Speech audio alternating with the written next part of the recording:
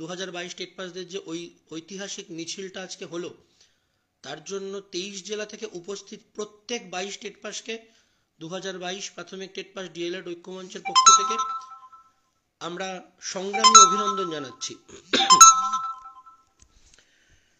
2022-এর যে সমস্ত ছেলেমেয়েরা আজকে নিয়োগের দাবিতে 50,000 শূন্যপদে নিয়োগের দাবিতে পথে নেমেছিলে, তারা আজকে আমরা রাজপথে এক ইতিহাস তৈরি করেছি।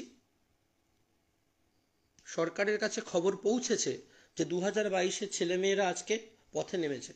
প্রায় 2.5 থেকে 3 ঘন্টা ধরে টানা আমাদের মিছিল চলেছে। 2.5 থেকে 3 ঘন্টা ধরে শিয়ালদা মেট্রোর সামনে থেকে ডিটিডিসি যে গেট, ডিটিডিসি গেট থেকে রানী রাসমণি পর্যন্ত মিছিল চলেছে। মিছিলের শুরুতে সংবিধান দিবস উপলক্ষে সংবিধানের প্রস্তাবনা পাঠ হয়েছে এবং ধর্মতলা পৌঁছানোর পরে সেখানে জাতীয় সঙ্গীত গাওয়া হয়েছিল। আজকে যারা আসনি, এক প্রকার বলবো তারা মিস করেছো পুরো বিষয়টাকে, এবং ভুল তো রইলই। যে বিষয়টা নিয়ে আজকে বলা, আজকে আমরা কিছু চেষ্টা করেছিলাম কিন্তু সমস্তটা সম্ভব হয়নি। মিছিল শেষ করার পরে সেখানে যে ডেপুটেশনের যে ব্যাপার ছিল, কিন্তু আজকে সেই অবস্থান থেকে পরবর্তী কর্মসূচি ঘোষণা করেছি। বিদেশদা পরবর্তী কর্মসূচি ঘোষণা করেছে। সেই বিষয়ে দুটি কথা। আগামী 28 তারিখ মানে পরশুদিন আমরা করুণাময়ীতে সৌরভ গাঙ্গুলি প্লেগ্রাউন্ডের সামনে, করুণাময়ী বাস স্ট্যান্ডের যে গেট, যেখানে আমরা পরপর দুটি ধর্ণা মঞ্চ গঠন করেছিলাম কোর্ট পারমিশন নিয়ে। একটা ছিল অক্টোবর মাসে 2023 সালে এবং পরবর্তীটা 2024 সালে ফেব্রুয়ারি মাসে 3 দিনের।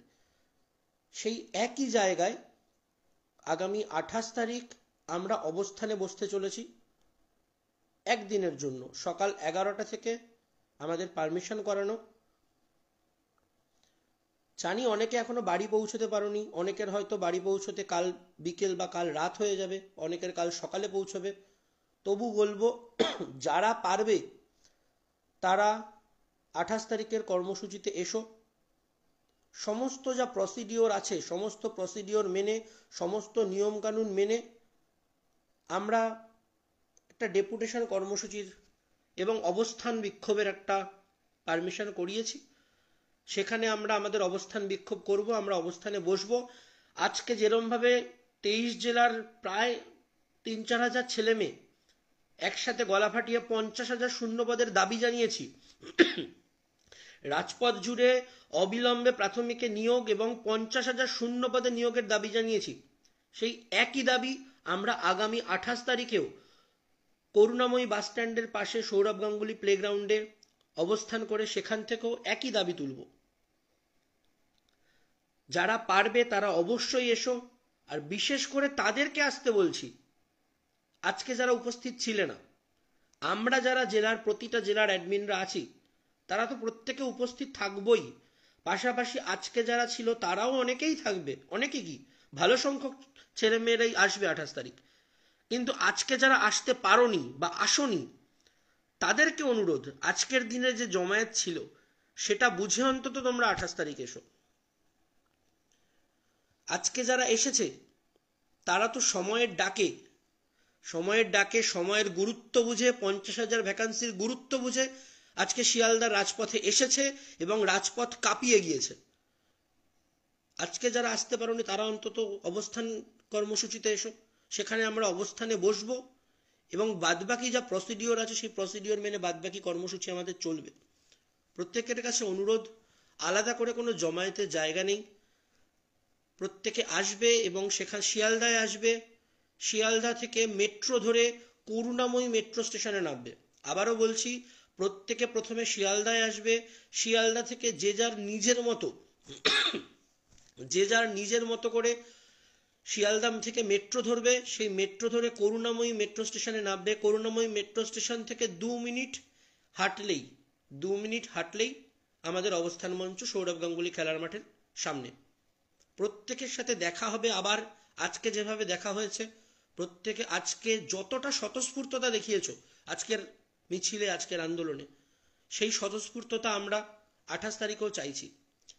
আমাদের দাবি একটাই, মুখ্যমন্ত্রী যে ভাষণ দিয়েছিলেন, যে প্রতিশ্রুতি দিয়েছিলেন যে রাজ্যের সরকারি দপ্তরে 10 লক্ষ শূন্যপদ আছে, আমরা সেই 10 লক্ষ শূন্যপদের মধ্যে থেকে আমাদের প্রাথমিক পর্ষদের সভাপতি মাননীয় গৌতম বাবুর কথা মতো, প্রতিশ্রুতি মতো 50,000 শূন্যপদের ডিম্যান্ড করছি। যেদিন থেকে রেজাল্ট বেরিয়েছে 2022 টেটের, তারপর থেকে আজকে 655 দিন, প্রতিটা দিন আমরা একই ডিম্যান্ড রেখে এসেছি এবং আগামী 28 তারিখেও আমরা একই ডিম্যান্ড রাখবো, 50,000 শূন্যপদ। তাই সেই 50,000 শূন্যপদের দাবির জন্য আজকে যেভাবে স্বতঃস্ফূর্তভাবে 23 জেলার ছেলেমেয়েরা সবাই রাস্তায় নেমেছি, 28 তারিখেও আসুন। প্রত্যেকের কাছে এটাই অনুরোধ। অনেকেই ভাবছেন যে আজকেই একটা কর্মসূচি হয়ে আবার পরশুদিন আর একটা কেন। আমরা আগেও বলেছিলাম এই নভেম্বর মাসটা খুব গুরুত্বপূর্ণ একটা সময়, এবং এই নভেম্বর মাসে আমরা যে 26 তারিখ পথে নামছি, তারপর থেকে ক্রমাগত কর্মসূচি চলবে। আজ 26 তারিখ শেষ হয়েছে, অনেকে ফিরেছে, অনেকে ফিরতে পারেনি, অনেকে এখনো রাস্তায় আছে, অনেকের হয়তো রাতের ট্রেন আছে, তারা রাতে ট্রেন ধরবে। তারপরেও কিন্তু 28 তারিখের কর্মসূচিটা হবে। আজকে মিছিলে প্রতিবন্ধী ভাই বোনেরা ছিল। একটাবার ভেবে দেখো, আমরা যারা সুস্থ স্বাভাবিক, যারা মিছিলে আসতে পারলাম না, বাড়িতে বসে থাকলাম, তাদেরকে একটাই কথা বলবো, আজকে মিছিলে যে প্রতিবন্ধী ভাই বোনেরা ছিল, আমাদের 23 জেলা 22 স্টেট পাস প্রতিবন্ধী সদস্যরা ছিল, তারা কিন্তু গোটা মিছিলটা হেঁটেছে। তারা কিন্তু একটাবারের জন্য বলেনি যে আমি মিছিলটা হাঁটতে পারবো না, বা আমার সমস্যা হচ্ছে, আমাকে একটু বসার ব্যবস্থা করে দিন, বা আমাকে একটু গাড়িতে বসতে দিন। আমরা তাদের জন্য গাড়ির ব্যবস্থা রেখেছিলাম, কিন্তু কোনো প্রতিবন্ধী সদস্য বা কোনো ভাই বোন আমাদেরকে একটাবারের জন্য এই অনুরোধটা করেননি যে দাদা আমরা হাঁটবো না, আমরা পারছি না, আমাদের একটু বসতে দিন। প্রত্যেকে পুরো মিছিলটা, গোটা মিছিল চলেছে 2.5 থেকে 3 ঘন্টা ধরে, সেই 2.5 থেকে 3 ঘন্টা তারা গোটা মিছিলটা হেঁটে গিয়েছে। আর আমরা যারা সুস্থ স্বাভাবিক, তারা এখনো 90% মানুষ এখনো ঘরে বসে। আমরা যদি ঘরে বসে থাকি এভাবে, তাহলে তো টেটের নোটিশ যে আসার কথা ইন্টারভিউ, সেই ইন্টারভিউ নোটিশটা তো আর আসবে না, 50,000 শূন্যপদও আসবে না। তাহলে 50,000 শূন্যপদ চাওয়ার জন্য আজ যেভাবে এত ছেলে মেয়ে পথে নামতে পারলো, বাকিরা আর কতদিন ঘরে বসে থাকবেন? বাকিরা আর কতদিন ঘরে বসে থাকতে চাইছেন? 50,000 চাইলে 50,000কেই রাস্তায় আসতে হবে। 50,000 যদি নিয়োগ বিজ্ঞপ্তি আমরা চাই, তাহলে 50,000কেই রাস্তায় আসতে হবে। কেন 4-5,000 রাস্তায় আসবে? প্রতিবন্ধী ভাই বোনেরা যারা এতটা পথ, এত প্রতিকূলতা, তাদের জীবনের যে প্রতিকূলতা, সেই প্রতিকূলতাকে উপেক্ষা করে তারা যদি এতটা পথ হাঁটতে পারে, তাহলে সুস্থ স্বাভাবিক মানুষগুলো বাড়িতে বসে কেন?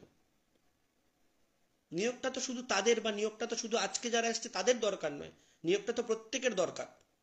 আমরা প্রত্যেকেই বেকারত্বের জ্বালায় ভুগছি, আমরা প্রত্যেকেই 7 বছর ধরে বঞ্চিত, আমরা প্রত্যেকেই 2022-এ টেট পাস করে 2024 শেষ হয়ে গেল, এখনো নিয়োগ বিজ্ঞপ্তির আশায় বসে রয়েছে। দেখ, বেশি কথা বলবো না। যারা এসেছিলে পৌঁছে অন্তত প্রত্যেকের জেলা ভেরিফাইড গ্রুপে একটু জানিয়ে দিও, যারা রাস্তায় আছো তারা সাবধানে ফেরো।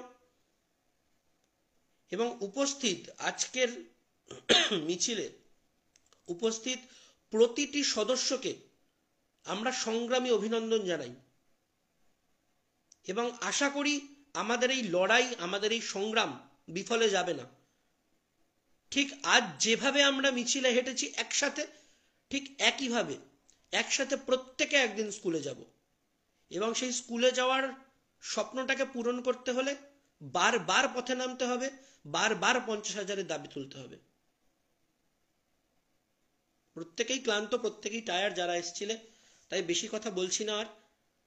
28 তারিখ এসো, শিয়ালদাহে পৌঁছাও, পৌঁছে মেট্রো ধরবে, মেট্রো ধরে করুণাময়ী মেট্রোতে নামবে, করুণাময়ীতে নেমে 2 মিনিট হেঁটে করুণাময়ী বাস স্ট্যান্ডের পাশে সৌরভ গাঙ্গুলি খেলার মাঠের সামনে, যেখানে আমরা এর আগেও 2টো ধর্ণা কর্মসূচি করেছি, সেই একই জায়গায় আমরা শান্তিপূর্ণভাবে অবস্থানে বসবো, আমাদের দাবি তুলব, আমাদের দাবির স্লোগান তুলব এবং আমাদের দাবি নির্দিষ্ট জায়গায় জানাবো।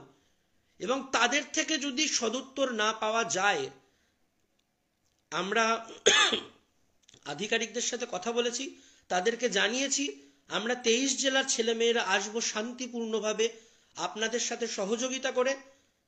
আপনারাও সহযোগিতা করবেন, আমরাও সহযোগিতা করব। সেই সহযোগিতাটা করে আমরা উপস্থিত হব 28 তারিখে। কোনো রকম বিশৃঙ্খলা আমরা করব না। কিন্তু আমরা যদি সদুত্তর না পাই, তার পরবর্তীতে যে আন্দোলনটা হবে, তার পরবর্তীতে যে কর্মসূচিটা হবে, সেখানে কিন্তু 23 জেলার শৃঙ্খলা ধরে রাখা যাবে না। কারণ আমাদের প্রত্যেকেরই বয়স বাড়ছে, বেকারত্বের জ্বালা বাড়ছে, প্রত্যেকে নিয়োগের আশায় বসে, প্রত্যেকের ঘরে অসুস্থ বাবা মা, প্রত্যেকের সমস্যা আলাদা আলাদা, প্রত্যেকের নিয়োগটা চাই। তাই নিয়োগের জ্বালায়, খিদের জ্বালায়, পেটের জ্বালায় পথে নামুন। আজকে যেভাবে পথে নেমেছেন, যারা পারবেন 28 তারিখ আসুন। যারা হয়তো কালকে ফিরবেন, তাদের পক্ষে আসা সম্ভব নয়, তাদেরকে আমরা জোর করছিও না। আসুন, প্রশাসনের সাথে সহযোগিতা আমরা করব। কিন্তু আমরা যদি কোনো সহযোগিতা না পাই এবং আমরা যদি বিকাশ ভবন থেকে কোনো সদুত্তর না পাই, তার পরবর্তীতে আমাদের আন্দোলনের রূপরেখা আমরা নিজেরাই পাল্টে নেব। তখন আমরা কারোর কথা শুনবো না। সবার সাথে যেভাবে আজ দেখা হলো, 28 তারিখও দেখা হোক। আর কথা বাড়াচ্ছি না, প্রত্যেককে শুভরাত্রি জানাচ্ছি। এবং আরও একবার বলছি, আজকে যারা মিছিলে উপস্থিত ছিলেন তাদের প্রত্যেককে সংগ্রামী অভিনন্দন। ধন্যবাদ।